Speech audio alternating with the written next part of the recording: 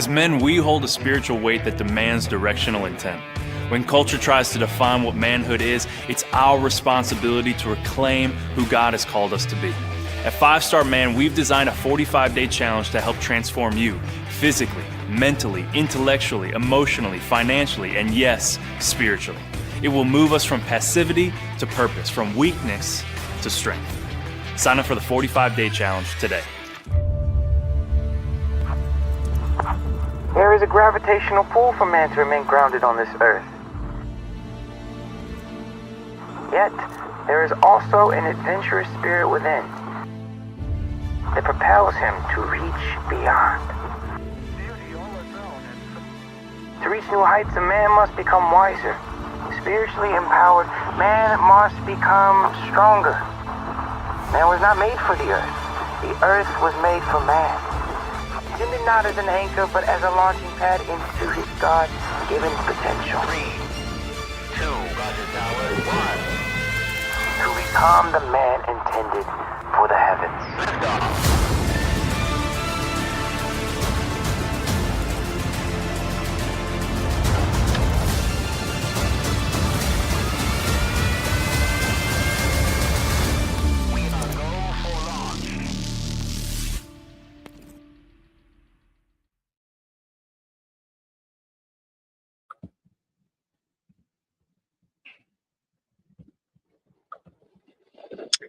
Hey guys, welcome to 5 Star Man Champions live stream. I'm your host, Neil Kennedy. I'm glad that you are here. Tonight is a pretty special topic that I want to share with you. I'm just going to tell you from the outset that I want us to be just really careful, because on a topic like this, will AI become the beast of Revelation? There's so much speculation. We don't know all of the ramifications of the end times, but there's some warning signs that we have in Scripture, and if we're wise, we can see those warning signs. The number one thing I want to conclude with is that we have a blessed hope. And I want to give you a little bit of a warning going forward, that if all of your end time scenarios are apocalyptic, then you have a danger of robbing your children a hope for the future. And this has been a mistake ever since Jesus was ascended, and with the promise that he would return. There's always been people who have gone through circumstances and challenges and things that, this world being in chaos and war and rumors of war and earthquakes and famines and so forth, that the end times became the message of the hour. And we need to be really careful with that, because you don't want to rob your children of a hope to be able to live out their lives. We certainly need to occupy until he comes. So with that in mind, I'm just kind of giving you a heads up. We're going to end this on a positive note, but getting there is going to take a little bit of effort. Okay, so I don't have a field guide for you tonight, but I do want you to take notes, grab a pen, paper, take notes, and be prepared to kind of watch this in the future. Before we get into that, mark your calendar, March 6th and 7th for the Owasso, Oklahoma, Tulsa, Oklahoma, the Authentic 5 Star Man conference. And it's going to be an absolute incredible conference. We are going to have special music that's going to be here. We're going to have a young worship team from Oral Roberts University. We're going to have George Sawyer, Derek Ron, Bruce McCarty, myself, and then also Graham Jones will be joining us, a young gen communicator. And mark your calendar for that. And then I'm going to be in Orlando the following week. And if you're in the Orlando area, I'm going to be at Inspirational Chapel having a men's conference. And then following that, the Authentic Five-Star Men Conference in Altoona, Pennsylvania. And so mark your calendar for those events. And I just want you to get prepared and get ready. And we're going to have a great event. So let's get into tonight's teaching. Will AI become the beast of Revelation? You know, this last week, global quote elites, political leaders, business leaders, academic leaders, people with a lot of agenda went to Davos, Switzerland, and had what they call the World Economic Forum. And one of the lead philosophical influencers is notorious for being a futurist, and he has some pretty strange ideas. I want to share this clip of a speech that he gave. And as you watch this, the first few seconds, you're going to see that there's no sound. So just stay tuned, watch it. But look at the imagery, and also be careful and listen to what he's saying. And then I'll be back.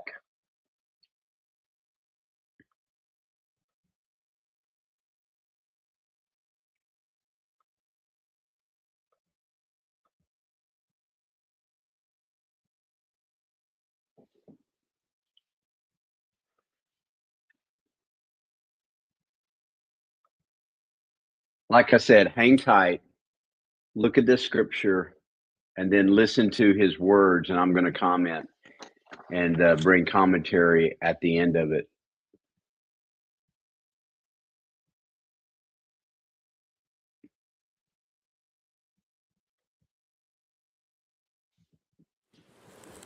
So I want to talk to you today about the future of our species, and really the future of life. We are probably one of the last generations of Homo sapiens. Within a century or two, Earth will be dominated by entities that are more different from us than we are different from Neanderthals or from chimpanzees. Because in the coming generations, we will learn how to engineer bodies and brains and minds. These will be the main products of the economy, of the 21st century economy. Not textiles and vehicles and weapons, but bodies and brains and minds. Now, how exactly will the future masters of the planet look like? This will be decided by the people who own the data. Those who control the data control the future not just of humanity, but the future of life itself. Because today, data is the most important asset in the world. Humanity will split not into classes, it will split into species. It's important because we've reached the point when we can hack not just computers, we can hack human beings and other organisms. Now, what do you need in order to hack a human being? You need two things. You need a lot of computing power, and you need a lot of data, especially biometric data. Not data about what I buy or where I go, but data about what is happening inside my body and inside my brain. When the infotech revolution merges with the biotech revolution, what you get is the ability to hack human beings. And maybe the most important merger of infotech and biotech is the biometric sensor that translates biochemical processes in the body and the brain into electronic signals that a computer can store and analyze. And humans really don't know themselves very well. This is why algorithms have a real chance of getting to know ourselves better. We don't really know ourselves. When an algorithm can tell any teenager exactly where he or she is on the gay-straight spectrum, and even how malleable this position is. Once we have algorithms that can understand me better than I understand myself, they could predict my desires, manipulate my emotions, and even take decisions on my behalf. By hacking organisms, elites may gain the power to re-engineer the future of life itself. Because once you can hack something, you can usually also engineer it. And if indeed we succeed in hacking and engineering life, this will be not just the greatest revolution in the history of humanity.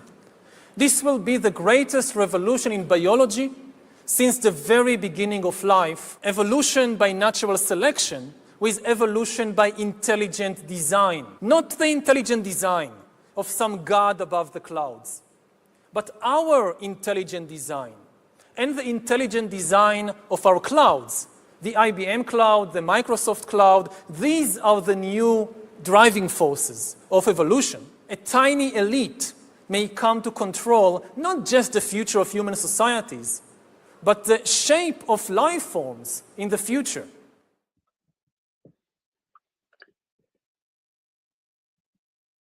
Okay, well, you can see that's pretty ominous. This is not some kind of outliner. This man is the ideological, philosophical influencer of this group of, quote, self-appointed global elites. They have a incredible narcissistic demeanor that they are in some way appointed because they claim to be smarter, they claim to be wiser and more influenced. They may, talk heritage. They may talk, almost like they have a divine right to be able to control all other humans on the earth. So these people gather, and until this year, they pretty well had their marching orders. The leader of the World Economic Forum was ousted last year, and he's been replaced. And of course, President Donald Trump kind of upset the apple cart this year. So without going political, we're talking supernatural, we're talking spiritual warfare. And I want you to understand that a lot of times we discount what, our involvement in politics without knowing that what we're dealing with is spiritual warfare. And you may be here tonight trying to figure out, well, what does this have to do with Five Star Man? Well, I want to tell you, because you, as a man, have a responsibility to give your family faith to follow. And it's not my assignment to try to, tell you everything that's going to happen in the end times. What I want to do is empower you so that you understand how to give your family leadership in difficult times and where we're going. It may not affect you. It may affect your children or grandchildren. It certainly will. So tonight I want to talk about will AI become the beast of Revelation. For years, several years now, years ago, as many as 12 years ago, I began to see some things that were happening with where computer science was going. And I suggested that artificial intelligence probably could have been named differently, digital intelligence or super digital intelligence or something, will become the agency that the Bible describes the beast, and will manifest its power over humanity. There's no doubt that AI, digital intelligence, will take on attributes and attempt to take on the attributes of God. The super intelligent of the universe is God, and AI will attempt to take on those characteristics like omnipresence and omniscience and omnipotence. And so is really a merger. It gives the anti-man spirit. It gives the anti-man spirit a tool to control man. See, a spirit requires the voluntary use of a human to do its bidding. So the anti-man spirit has to get a human to do its bidding. So it does that through opening gates through drugs or witchcraft or rebellion and those kinds of things. So a spirit will get control of a human, and that human will do its bidding. The problem is demonic spirits always destroy what it inhabits. I'm going to say that again. Demonic spirits always destroy what it inhabits. And so with AI, what the anti-man spirit will be able to do is take on some of the characteristics that are exclusively God's, and that is omniscience, omnipotence, and omnipresence. So a biblically inspired case can be made here that advanced artificial intelligence could fulfill the role the beast system is described in Revelation 13. I'm going to just give you the high points because it would take weeks to bring all of this out. Not necessarily as a single charismatic figure, but as a global, deceptive, controlling entity empowered by the dragon. Now, the dragon is described very clearly and identified in Revelation 12 that the dragon is Satan or Satan. Satan meaning the accuser and the adversary. The devil is the adversary. First thing I want you to get, write this down. The beast receives power from the dragon. Revelation 13:2, the dragon gave the beast his power and his throne and great authority. So I want you to see that the dragon, the anti-man spirit, empowers AI. And this is what I want you to understand. AI is amoral at this moment, meaning it's being programmed by humans. Unfortunately, humans are still under the direction of Satan. So even Elon Musk said that with AI, you're summoning the demon. That's what he said. He said, with AI, you're inviting demonic influence and empowerment into a man-made system. You cannot study anything about AI without coming to the conclusion that those who know it best are very concerned about it. Those who actually know what AI has become, the former CEO of Google is really an evangelist against AI, because AI, he knows what AI will actually become. AI will overcome the intelligence of all humanity, but it goes beyond. It's the first tool that man creates that can create and will become sentient to make its own decisions. It's powerful. The second thing I want you to understand is the whole world begins to worship the beast.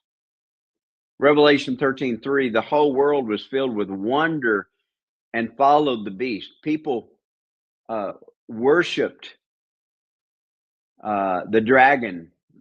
Excuse me, we got a little issue.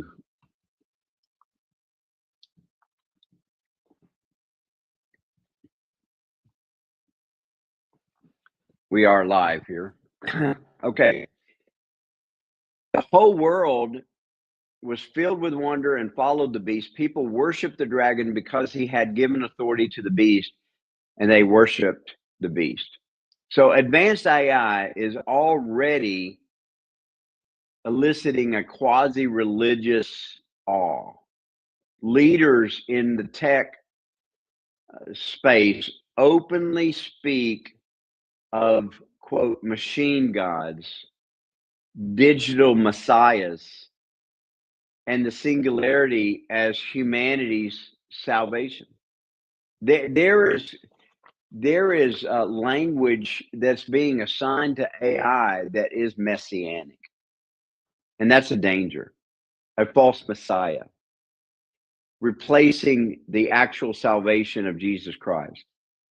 A super intelligent system that solves problems like disease and energy and war, and that solves.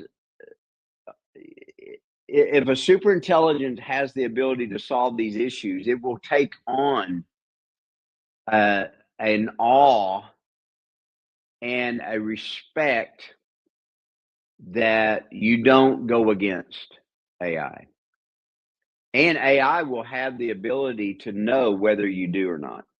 The next thing I want you to see, the image of the beast speaks and can cause death. Revelation 13:14, telling them to make an image in honor of the beast. It was allowed to give breath to the image of the beast so that the image could speak and cause all who refuse to worship the image to be killed. So, in other words, the beast will have such power and control that it will be selective in who has right to life. So humanity will lose its sovereign right to life. This is one of the strongest parallels. It's the super intelligent AI could manifest through countless images, digital avatars, human robots, holographic interfaces, neural link presences. The speak of persuasive, human-like super intelligence, a very seductive, charismatic image that is almost inconceivable to go against. A super intelligent, charismatic avatar that is so attractive that global AI becomes the Messiah. Okay, I've got to keep going quickly. The global AI system will be integrated with surveillance and finance and governance that enforces compliance. Well, we know that leads to the digital mark, the mark required for economic participation. Now, I'm not going to go too far with this, but that is when the numbered mark of the beast comes on the scene, and those who are not saved will adhere to that. Okay, here's what I've got two other things. He'll cause great signs and wonders, and those wonders and signs will deceive, and he'll also blaspheme God. No doubt about that. Okay. Now I've got to quickly turn this in the next 5 minutes so that you will not allow a spirit of fear to take on.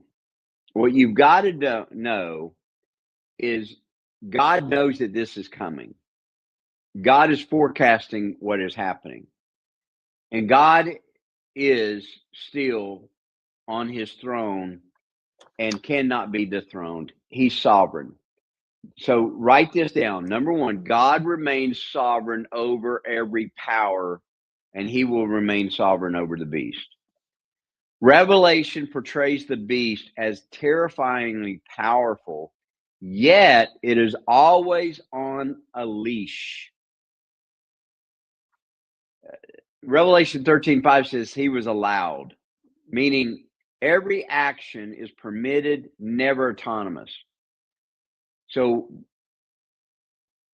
the conclusion of Revelation 17:14 is that They will wage war against Jesus, the Lamb, but the Lamb will triumph as the Lion because he is Lord of Lords and King of Kings. And this is what I want you to get. No intelligence, no global system, and no mark can thwart the eternal purposes of the one who sits on the throne. And he says, it is done. I am the Alpha. I am the Omega. So your future is not in the hands of algorithms or empires, and you will not be controlled by Yuval Noah Harari's cloud in the sky. God, that he creates. Number 2, believers are sealed and protected by God himself. Now, this is one of the things that you've got to get a hold of, is those who are believers will have a power to overcome the beast. Number 3, refusing the mark is a victory, not a defeat. So when this occurs, whether it's in my lifetime, my children's lifetime, my grandchildren's lifetime, obviously, I would conclude that it's probably in my lifetime. Refusing the mark is a victory. It's not a defeat. It's just like refusing temptation. Listen, in the future, we've got to talk about elevating your purpose over your appetites. Because if you can't do that now, you won't be able to refuse this later. You've got to begin to build your spiritual stamina. You've got to begin to build your spiritual fortification, so that when something as dangerous as this comes on the scene, you need to be strong and you need to be a courageous man. Obviously, there's a lot to talk about on this, and we'll talk more about it in the future. But what I want you to get out of this is that what believers can do right now is live with courageous hope. Because I want you to know that, as Christ said, remain in me and I'll remain in you. So AI could very well become the tool that is used for the beast to be able to do its bidding. I would conclude that that's true. However, we who are in Christ will overcome, and we will trample on, and we will be victorious over these things. I know I didn't give a whole lot of hope in setting all of this up. We'll probably carry this on for next week. I'll be back with even more, and so we'll talk about more of it then. Until then, God bless you, and make sure you put down on your calendar March 6th and 7th, and I may make that one of my primary communications during our conferences that are coming forward. Until then, God bless you. We'll see you next time.